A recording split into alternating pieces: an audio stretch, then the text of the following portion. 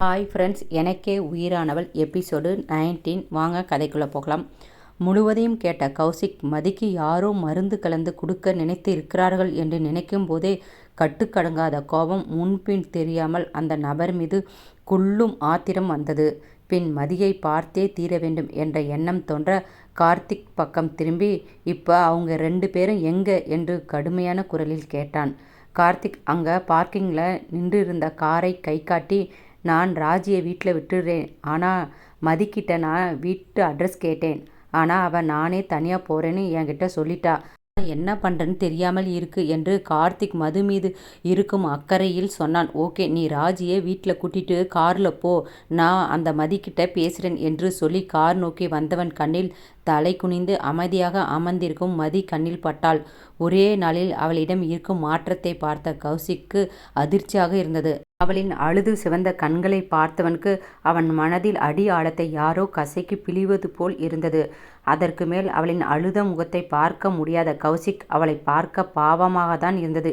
இருந்தும் அந்த இடத்திற்கெல்லாம் ஏன் போக வேண்டும் என்று எண்ணி அவள் பக்கம் இருந்த ஜன்னல் பக்கம் வந்து நின்று, என்ன வாயாடி, வீட்டுக்கு வர ஐடியா இல்லையா என்று கேலியான குரலில் கேட்டான். மதிக்கு பேச நான் எழவில்லை. அவள் கண்களுக்கு அவன் தன்னை ரட்சிக்க வந்த கடவுளைப் போல் தெரிந்தான். அவன் குரலில் நிமிர்ந்து பார்த்த மதி கௌசிக்கை பார்த்த நொடி அப்போவோ இப்போவோ என்று விழ காத்திருந்த கண்ணீர் கண்களில் இருந்து மடையென திறந்த வெள்ளம் போல் கன்னம் தாண்டி கொட்டியது. அவளை திட்ட வந்தவனுக்கு அவளது கண்ணீர் ஏதோ செய்ய தன் கோபத்தை குறைத்து மதியை பார்த்து, காரை விட்டு வெளியே வா என்று சொல்லி வெளியே காத்திருந்தான். கார்த்திக் கணேஷிடம் ஹாஸ்பிட்டல் செலவுக்கென்று கொஞ்சம் பணம் தந்துவிட்டு வந்தான். மதிக்கு கௌசிக்கை பார்த்ததும் தான் ஒரு நிம்மதி வர வேகமாக காரில் இருந்து இறங்கி அவன் எதிரில் வந்து ஒன்றும் பேசாமல் அமைதியாக தலை குனிந்து நின்றாள். அங்கு வந்த கார்த்திக், மதி, உன் வீட்டிலிருந்து யாராவது வந்ததும் நீ வீட்டுக்கு போ, அது வரைக்கும் கௌசிக் சார் உன் கூட இருப்பாரு, நீ பயப்படாமல் இருமா என்று சொல்லி அங்கிருந்து சென்றான். அவன் சென்றதும், என்ன மேடம், உங்கள் வீட்டிலிருந்து ஆள் வந்தாச்சுல, வாங்க வந்து பைக்கில் ஏறுங்க என்று நக்கலாக பேசினாலும் அதில் சிறு கோபம் இருந்தது. மதி தலை அசைத்துவிட்டு கௌசிக் பைக் அருகில் சென்று நின்றாள். அவனுக்கு இன்னும் அவள் மீது கோபம்தான் அதிகமானது. பேசுகிறேன், திரும்பி பேசுகிறாளா பாரு என்று திட்டிவிட்டு பைக்கை ஸ்டார்ட் செய்துவிட்டு ஹெல்மெட்டை அணிந்து அமர்ந்தான். மதி பின்னால் அமர்ந்து அவன் மீது படாதவாறு சீட்டில் ஏறி இடைவெளி விட்டு பின்னால் ஒரு கையை வைத்து இருந்தாலும் இன்னொரு கை அவன் சட்டை நுனியை அழுத்தி பிடித்து இருந்தாள். அங்கு இருந்து அவர்கள் வீட்டை நோக்கி அமைதியாக பயணம் செய்தார்கள். கண்ணாடி வழியாக பார்க்க அவளோ தலை குனிந்து அவளது கண்ணீரை சிந்தி கொண்டு இருந்தாள். அவளது அமைதியும் கண்ணீரும் அவனை பாதித்தது. நொடிகளில் நடுரோட்டில் பைக் ஆஃப் ஆகி நின்றது. ஓ ஷெட் என்று எரிச்சலாக முணுமுணுத்து பைக்கை ஸ்டார்ட் செய்து பார்த்தான். ஆனால் பைக் ஸ்டார்ட் ஆகவில்லை. எல்லாம் நேரம் பார்த்து தான் சதி செய்யும் என்று கத்திவிட்டு பைக்கை உதைத்து விட்டு சுற்றி பார்த்தான். சரியாக ஒரு பேருந்து இடத்தில்தான் பைக் ஓடாமல் நின்றது. அருகே கொஞ்சம் தள்ளி வண்டி ஸ்டாண்ட் இருப்பதை பார்த்துவிட்டு, நீ இங்கேயே இரு, நான் ஸ்டாண்டில் பைக்கை விட்டுட்டு வரேன் என்று சொல்லி பைக்கை தள்ளி கொண்டு சென்றான். அவன் சென்றதும் அந்த இடத்தை பார்த்தாள். இரவு மணி 11க்கு மேல் தாண்டி இருந்ததால் சிறிது மக்கள் நடமாட்டம் குறைந்து இருந்தது. பேருந்து நிலையத்தில் ஒரு பெண் மட்டும் நிற்பதை பார்த்து அவர் அருகில் சென்று மதி கௌசிக் வருகிறானா என்று பார்த்தபடி நின்றாள். அந்த பெண் அவளை மேலும் கீழும் பார்த்தாலும் ஒன்றும் பேசாமல் நின்றாள்.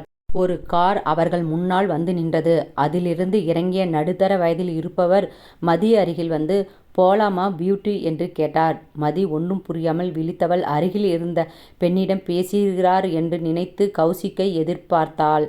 ஹாய், உன்னதான், எவ்வளவு வேணும்னாலும் சொல்லு, தரேன் என்று சொல்லி அவள் கையை பிடிக்க வந்தார். அதை பார்த்து பதறிய மதி ஒரு அடி பின்னால் நகர்ந்து, நான் அந்த மாதிரி பொண்ணு இல்லை அங்கிள் என்று சொல்லி கொஞ்சம் தள்ளி நின்றாள்.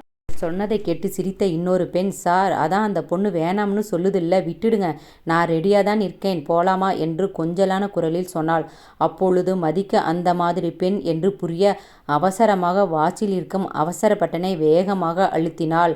எனக்கு நீதான் வேணும், எவ்வளவு வேணும்னாலும் சொல்லு, தரேன், வயசு ஆயிடுச்சுன்னு நினைச்சு வேணாம்னு சொல்லாத, நீ நினைக்காத பணம் தருவேன் என்று சொல்லி அவளை நெருங்கி சென்றான்.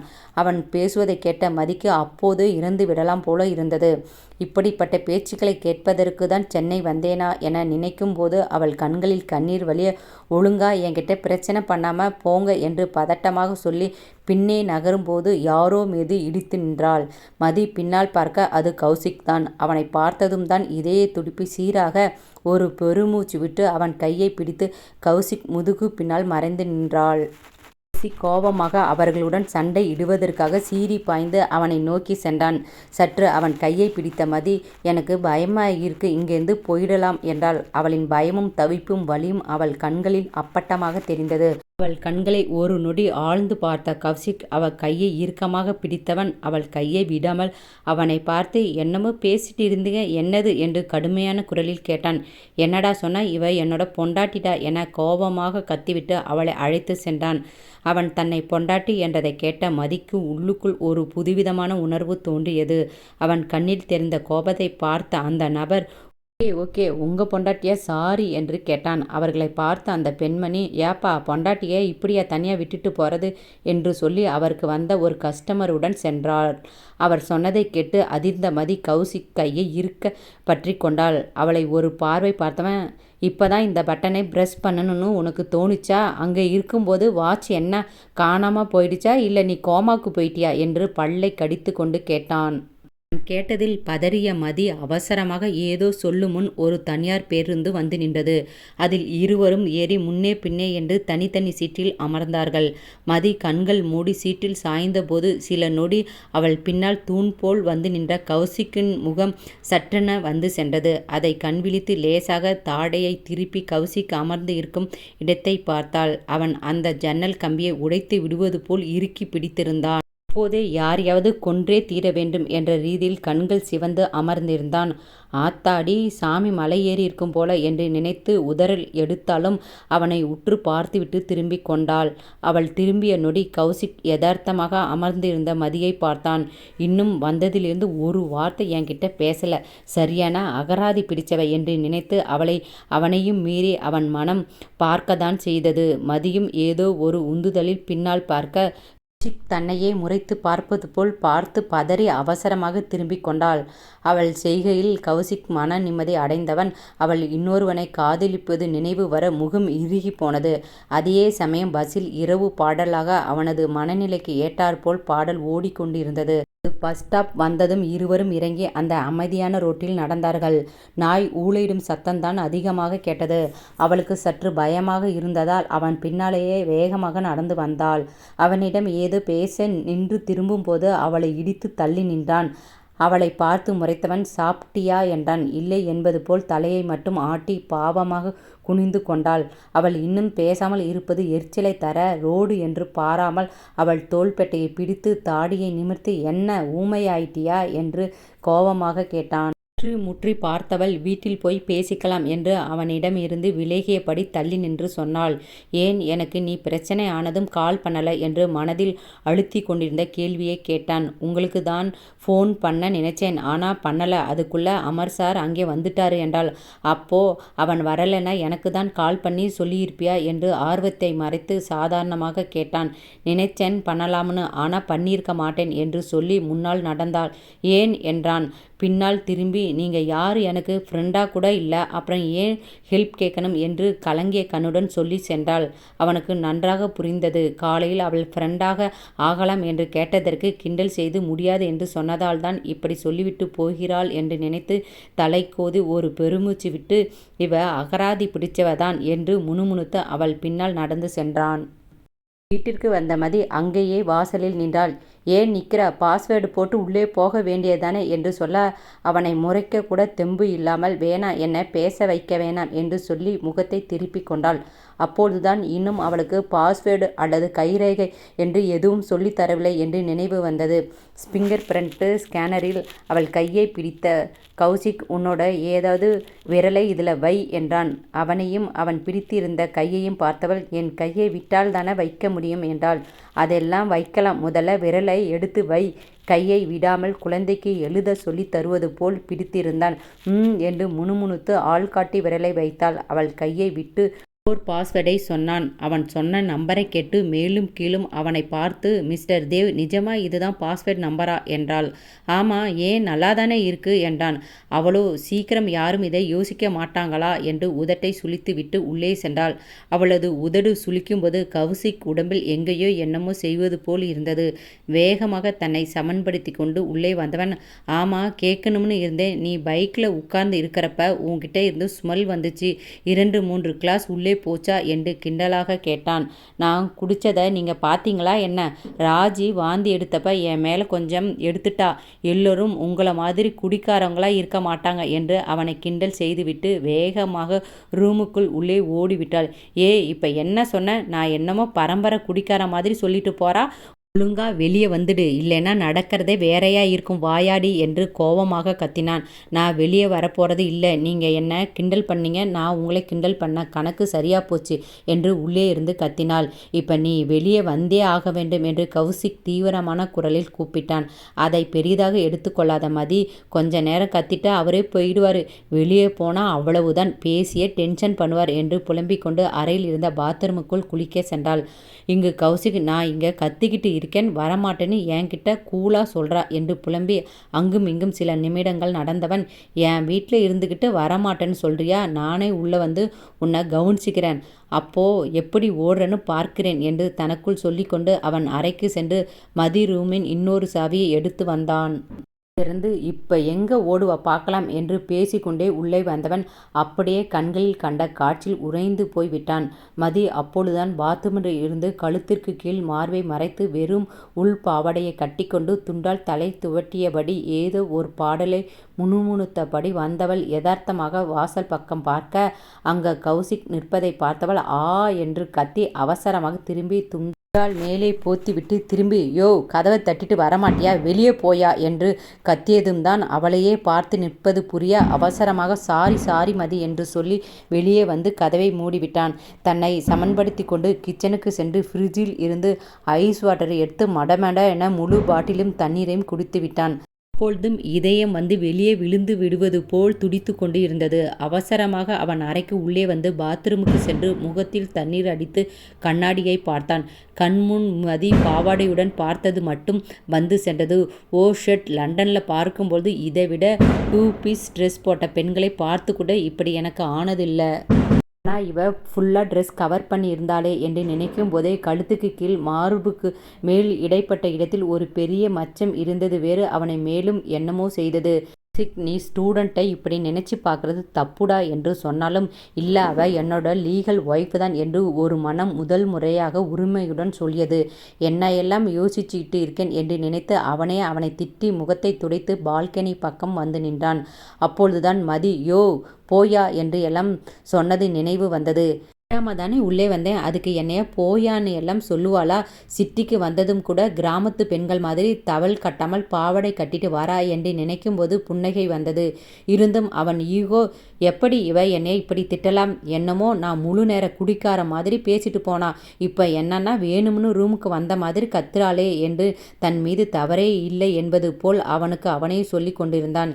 இங்கு மதி அறைக்கதவை நன்றாக லாக் பண்ணிவிட்டு தான் குளிக்க போனேன் என்று யோசனை செய்து கொண்டிருந்தாள். வேற இப்படி பார்த்துட்டாரே, இனி எப்படி இவர் முகத்தை பார்த்து பேச முடியும் என்று நகத்தை கடித்தபடி தலையை கூட துவட்டாமல் பெட்டில் அமர்ந்து பலமாக யோசித்து நைட்டியை எடுத்து போட்டு படுக்கையில் படுத்து இன்று நடந்ததையெல்லாம் யோசித்தபடி கணேஷுக்கு வீட்டிற்கு வந்துவிட்டதை மெசேஜ் அனுப்பிவிட்டு தூங்கி போனாள். கௌசிக் யாருக்கோ கால் செய்து, நான் சொன்ன வேலையெல்லாம் என்னாச்சு என்றான். நம்ம இடத்துல வச்சிருக்கோம் என்று ஒருவன் பணிவுடன் சொன்னான். ஓகே என்று சொல்லி மணியை பார்த்தான். அதில் இரவு 2 மணிக்கு மேல் ஆகியிருந்தது.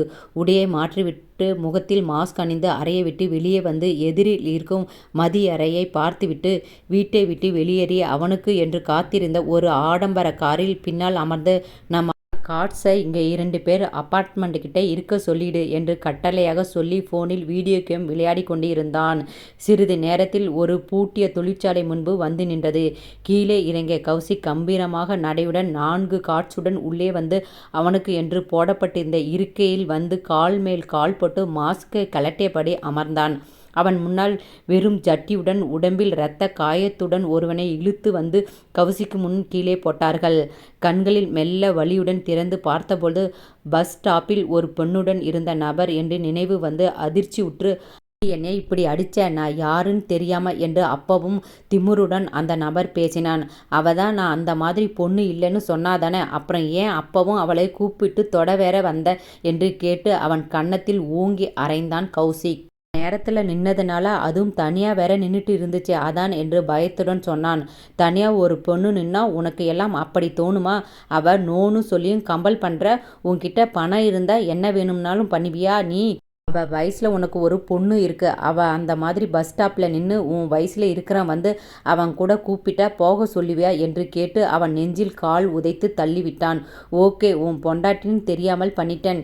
எவ்வளவு பணம் வேணும்னாலும் சொல்லு என்றான். இப்பவும் உனக்கு நீ பண்ணது தப்புன்னு புரியல என்று நக்கலாக கேட்ட கௌசிக் எழுந்து, கொஞ்ச நேரம் முன்னாடி ஒரு பொண்ணு கூட ஜாலியா இருந்தியே, வீடியோவை உன் ஃபேமிலி மெம்பர்ஸ் மொத்த பேருக்கும் பர்சனலாக அனுப்ப சொல்கிறேன் என்று சொல்லி அங்கிருந்து போக போனான்.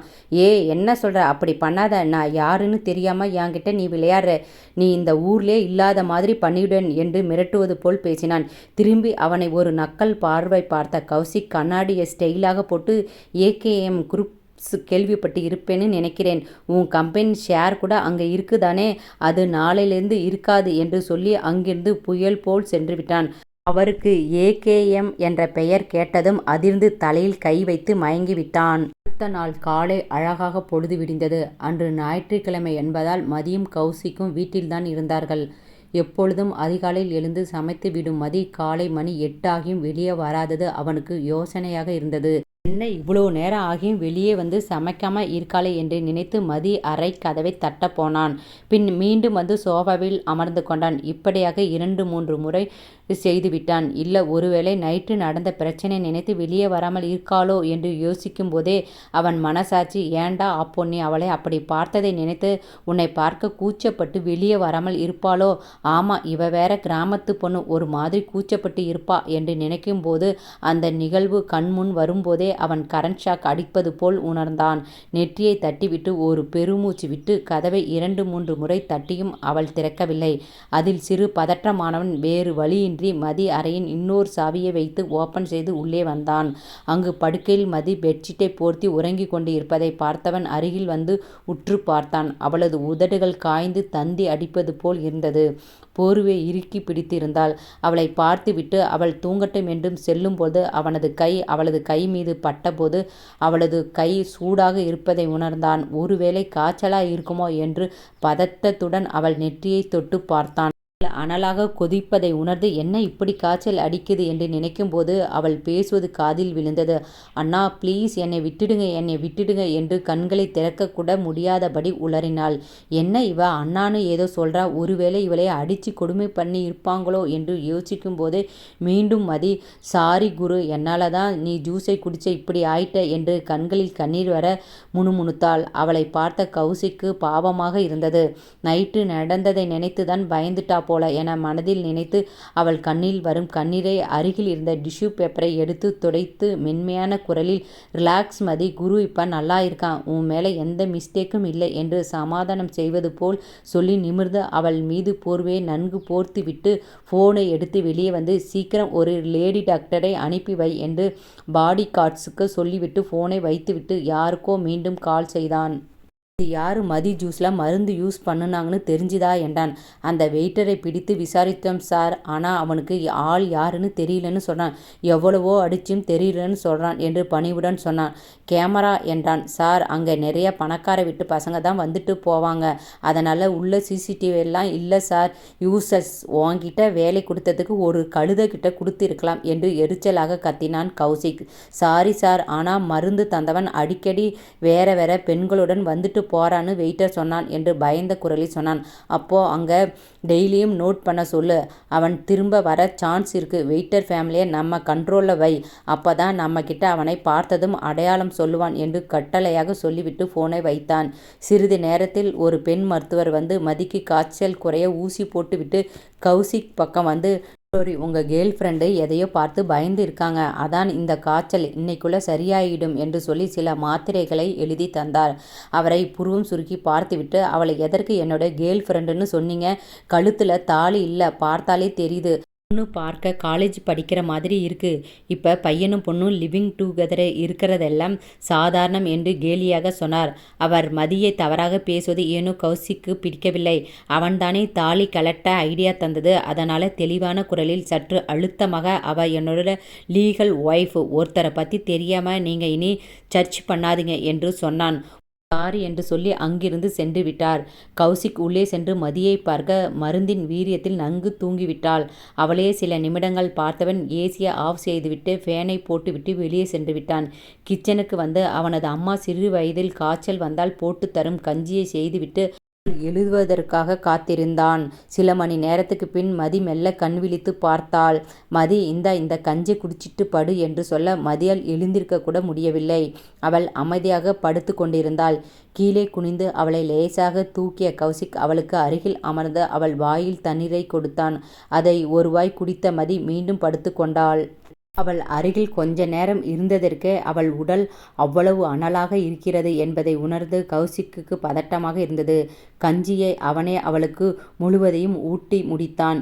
சோர்ந்து போய் அமர்ந்திருந்த மதி கௌசிக் முகத்தை பார்த்தாள். அதில் அவன் மனதில் இருக்கும் கவலை அப்பட்டமாக பிரதிபலித்தது. தனக்கு உடல்நிலை சரியில்லை என்றால் இவன் ஏன் இவ்வளவு பதறுகிறான் என்று மதிக்கும் புரியவில்லை. அவன் தன்னை இப்படியெல்லாம் பார்த்து கொள்வான் என்று அவள் எதிர்பார்க்கவே இல்லை. டாக்டர் கொடுத்து சென்ற மாத்திரையை கொண்டு வந்த கௌசிக், இதை போடு, சரியாகிவிடும் என்று சொல்லி அவள் கையில் மாத்திரையை கொடுக்க அதை வாங்கிய மதி, மிஸ்டர் தேவ், நீங்க போங்க, நானே போட்டுக்கிறேன் என்றாள். இல்லை, நீ மாத்திரையை போட்டுட்டு படு, அப்புறம் நான் போறேன் என்று அவன் மதி அருகிலே அமர்ந்து விட்டான். மதிக்கு அந்த மாத்திரை போட சுத்தமாக விருப்பமில்லை. கசப்பை நினைத்து பார்த்த அவளின் முகம் அஷ்ட கோணமாக சுழிய, இது ரொம்ப கசப்பா இருக்கு, நான் தூங்கி எழுந்தா அதுவே சரியாகிடும், இந்த மாத்திரையெல்லாம் வேண்டாமே என்று கெஞ்சலாக சொல்ல, என்னை இங்கிருந்து போக சொல்லும்போதே எனக்கு தெரியும், நான் போனதும் மாத்திரை தூக்கி போட்டு விடலாம் என்று தானே போக சொன்னேன், ஒழுங்கா மாத்திரை போடு என்றான். மதிக்கு உடலெல்லாம் சோர்வாக இருந்தது. அவளால் உட்காரக்கூட முடியவில்லை. அவள் அழுவது போல் முகத்தை வைத்துக்கொண்டு, ப்ளீஸ், எனக்கு இது வேண்டாமே, என்னால் முடியல என்று சொல்ல, அவளின் வாடி போன முகத்தை பார்த்த கௌசிக் மனதை புழிவது போல் கஷ்டமாக இருந்தது. அவனால் மதியை அப்படி பார்க்க முடியவில்லை. அவள் கன்னத்தில் கை வைத்தவன், மதிமா ப்ளீஸ், இந்த மாத்திரையை போட்டுட்டு தூங்கு என்று சொல்ல, சூடான கன்னத்தின் மீது அவன் ஜில்லென்று கைப்பட்டது மதிக்கு இதமாக இருந்தது. அவள் கண்களை திறக்க முடியாமல் கஷ்டப்பட்டு திறந்து கௌசிக் முகத்தை பார்க்க, அவன் மதிக்கு மிக நெருக்கமாக அமர்ந்து கொண்டிருந்தான். அவனின் இந்த நெருக்கம் மதிக்கு ஒரு மாதிரி தயக்கமாக இருக்க, அவள் காய்ச்சலையும் தாண்டி அவளுக்கு உள்ளுக்குள் ஒருவித படபடப்பு ஏற்பட்டது. பொறுமையாக கௌசிக்கிடமிருந்து நகர்ந்து அமர முயற்சி செய்ய, தன் ஒற்றை கையால் அவள் கன்னத்தை தாங்கி பிடித்தபடி அமர்ந்து கொண்டிருந்த கௌசிக் திடீரென அவள் கண்களை பார்த்து மென்மையான குரலில், என்னால் உன்னை இப்படி பார்க்க முடியலடி, எனக்கு ரொம்ப கஷ்டமா இருக்கு, ப்ளீஸ் டி, இந்த மாத்திரையை போட்டு சீக்கிரம் உடம்ப சரி பண்ணு, என் கண்ணு முன்னாடி பட்டாம்பூச்சி போல சுத்திட்டு இருந்த நீ இப்படி சுருண்டு படுத்துக்கிட்டு இருப்பதை பார்க்கும்போது என் மனசு எவ்வளவு வலிக்குது தெரியுமா என்றான். ஏற்கனவே அவன் நெருக்கத்தில் திண்டாடி கொண்டிருந்த மதி அவன் சொன்னதை கேட்டதும் அவனை அதிர்ச்சியுடன் வாயை பிளந்து கொண்டு பார்க்க, சட்டென அவன் கையில் இருந்த மாத்திரையை எடுத்து அவள் வாயில் வைத்த கௌசிக் அவள் வாயில் தண்ணீரை ஊற்றி, சீக்கிரம் விழுங்கிவிடு, அவ்வளவுதான் என்று சொல்ல, அட படுபாவி, இதற்காக இந்த டைலாக்கை எல்லாம் பேசின என்று மனதுக்குள் அவனை திட்டி தீர்த்த மதி அந்த மாத்திரை விழுங்கியவள் கசப்பு தாங்க முடியாமல் அவள் கண்களில் இருந்து கண்ணீரே வந்துவிட்டது. தன் உதட்டை துடைத்து கொண்டு, நான் தான் சொன்னல, இது ரொம்ப கசப்பா இருக்கும், நீங்க ஏன் இப்படி பண்றீங்க என்று அழுது கொண்டே தன் உதட்டை துடைக்க, அவள் முகம் பாவனையை பக்கத்தில் இருந்து பார்த்து கொண்டிருந்த கௌசிக்கால் அதற்கு மேல் அவள் அருகில் கட்டுப்பாட்டுடன் இருக்க முடியவில்லை. உண்மையாகவே அவளுக்கு உடல்நிலை சரியில்லை என்று அவன் தவித்து விட்டான். இப்பொழுது அவள் அழுவதை பார்த்தவன் அவள் உணரும் கசப்பை அவன் எடுத்துக்கொள்ள வேண்டும் போல இருந்தது. காய்ச்சலில் உலர்ந்து இருந்த அவள் உதட்டை அவள் மேலும் அழுத்தமாக துடைக்க, கௌசிக்கு அவள் முகத்தை பார்க்கவே பாவமாக இருந்தது. அவள் அப்படி இப்படி நகர்ந்து கொண்டு இருந்ததில் அவன் போட்ட மோதிரம் அவன் கையில் மேல் பட்டது. இவ உன்னுடைய மனைவிதான் என்று அவனுக்கு பறைசாற்ற அந்த நொடி அவனுக்குள் இருந்த கட்டுப்பாடு எல்லாம் சுக்கு நூறாகி உடைந்து விட்டது. சட்டென அவள் கழுத்தில் கை வைத்தவன், இது சரியா தப்பான்னு எனக்கு தெரியல, ஆனா எனக்கு வேறு வழி இல்லை என்று சொல்லிக்கொண்டே அவள் முகத்தை நெருங்கியவன் அவள் உதட்டில் தன் உதட்டை வைத்து அழுத்த. இவ்வளவு நேரம் அவனை திட்டிக் கொண்டிருந்த மதி அப்படியே உறைந்து விட்டாள். கண்கள் அகலமாக விரிய அவள் கிட்டத்தட்ட மூச்சு விடக்கூட மறந்து அவன் கண்களை பார்க்க, அவள் இதழை சப்பிய கௌசிக் நாவினால் அவள் இதழை பிரித்து அவள் வாய்க்குள் நுழைத்தவன் அவள் நாக்கை தன் வாய்க்குள் இழுத்து உறிஞ்சினான். மதிக்கு தன் உயிரை தன்னை விட்டு பிரிவது போல் இருந்தது. அவள் மூளை ஒரு நொடி யோசிப்பதை மறந்துவிட அவளின் கசப்பான எச்சிலை உறிஞ்சி குடித்த கௌசிக் தன் நாவினால் அவள் நாவை வருட ஏற்கனவே சோர்ந்து இருந்ததால் அவள் உடல் தளர்ந்து கண்கள் சொருக அவள் முழுவதுமாக தன்னிலை இழந்துவிட்டாள். தெரிந்த மாற்றத்தை உணர்ந்த கௌசிக்கு அவளுக்குள் மேலும் மேலும் புதைய வேண்டும் போல் இருந்தது. அவனுக்குமே இதுதான் முதல் முத்தம். உண்மையை சொல்ல போனால் அவனுக்கு இதுவரை எந்த பெண்ணையும் முத்தமிட வேண்டும் என்று தோன்றியதே கிடையாது. ஆனால் இப்பொழுது அவனால் மதியின் இதழில் இருந்து தன்னை பிரித்து கொள்ளவே தோன்றவில்லை. அவள் பின்னந்தலையில் கை வைத்து அவளை சரியாக பிடித்து கொண்டவன் அவள் இதழில் மேலும் புதைய மதிக்கு மூச்சு முட்டியது. அவளால் மூச்சு விட முடியவில்லை. அப்பொழுதுதான் சுயநினைவு வந்தவளாக அவன் மார்பில் கை வைத்து தள்ள முயற்சி செய்ய அவள் உடலில் அவ்வளவா வலுவில்லை. அவள் உதடுகள் தன்னையும் அறியாமல் முணுமுணுக்க அவள் மூச்சுவிட சிரமப்படுவதை உணர்ந்த பிறகுதான் அவள் உதட்டிலிருந்து தன் உதட்டை பிரித்த கௌசிக் அவள் உதட்டில் இருக்கும் தன் எச்சிலை துடைத்தவன், இப்ப கசக்குதா என்றான். ஐயோ, அவன் கேள்வியை உணரும் நிலையில் இல்லை. அவள் கண்கள் சொருக பெரிதாக மூச்சு விட்டு கொண்டிருக்க அவளின் சிவந்த முகத்தை பார்த்த கௌசிக், இது காய்ச்சலால் சிவந்ததா இல்லை வெட்கத்தால் சிவந்ததா என்று தெரியவில்லை. அவளுக்கு இந்த முத்தம் கசந்ததா இல்லையா என்று தெரியவில்லை. ஆனால் அவனுக்கு இந்த முத்தம் தேனை விட இனிமையாக இருந்தது. மதி கண்களை மூடியபடி அந்த கட்டிலின் கையை பிடித்து இறுக்கமாக பிடித்து கொண்டு மூச்சு விட்டு கொண்டிருக்க கட்டிலில் இருந்து எழுந்த கௌசிக், நீ படுத்து ரெஸ்ட் எடு, நான் போயிட்டு ஃப்ரெஷ்அப் ஆகிட்டு வரேன் என்று சொல்லிவிட்டு தன் அறைக்கு சென்று விட்டான். அவள் பக்கத்தில் இருந்தால் அவளை ஏதாவது செய்து விடுவோமா என்று அவனுக்கு கொஞ்சம் பயமாக இருந்தது. அவன் சென்றதும் கட்டிலில் குப்புறப்படுத்து தன் முகத்தை மூடிக்கொண்ட மதி சிரிப்பதா அழுவதா என்று தெரியவில்லை. உண்மையில் இப்பொழுது அவள் வாயில் கசப்பே இல்லாதது போல் இருந்தது. அவன் கொடுத்த முத்தத்தின் ஆழம் இன்னும் அவள் உதட்டை விட்டு விலகவில்லை. அவளுக்கு இது ஒரு விதமான இன்ப அவஸ்தையாக இருந்தது.